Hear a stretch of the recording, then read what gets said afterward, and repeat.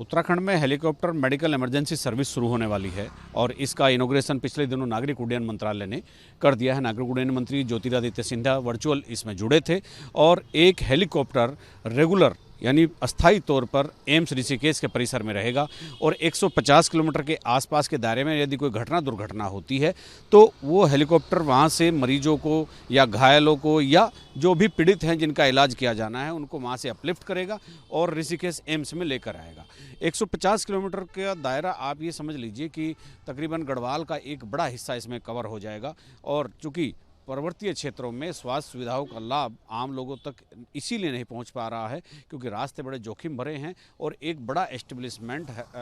कहीं पहाड़ में नहीं किया जा सकता क्योंकि उसके लिए एक बड़ी संख्या चाहिए होती है पेशेंट की डेली की। एक ओपीडी होनी चाहिए जिसमें इतने मरीज आ जाएं, उनकी संख्या निर्धारित होती है।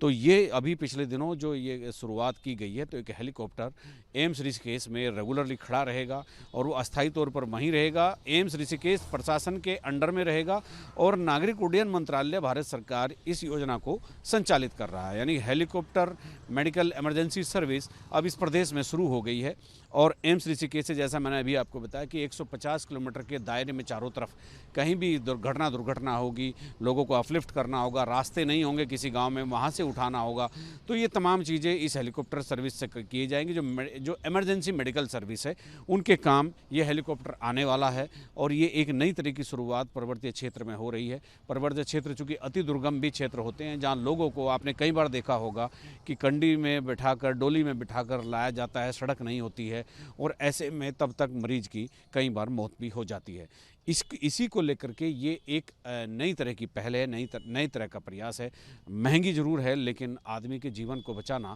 भारत सरकार ने इसको अपने लक्ष्य में रखा है और इसीलिए ये पायलट प्रोजेक्ट के तौर पर एम्स ऋषिकेश से शुरू हो रही है। उम्मीद तो यही है कि इसका लाभ मिलेगा और चूँकि चार धाम यात्रा यहाँ पर चलती है, चार धाम यात्रा में हर साल लाखों लोग आते हैं और कई बार गाड़ियाँ पलटती हैं, कई बार गाड़ियाँ खाई में गिर जाती है, एक्सीडेंट भी हो जाते हैं और कई बार वहाँ पर मेडिकल फैसिलिटी नहीं होती जहाँ लोग बीमार होते हैं। तो इन सब चीज़ों के लिए इस जो हेलीकॉप्टर मेडिकल इमरजेंसी सर्विस है इसको रखा जाएगा और इसको तेज़ी के साथ क्रियान्वित किया जाएगा। अपने सहयोग कैमरामैन सोनी कुमार के साथ न्यूज स्टेट के लिए देहरादून से अजीत सिंह राठी।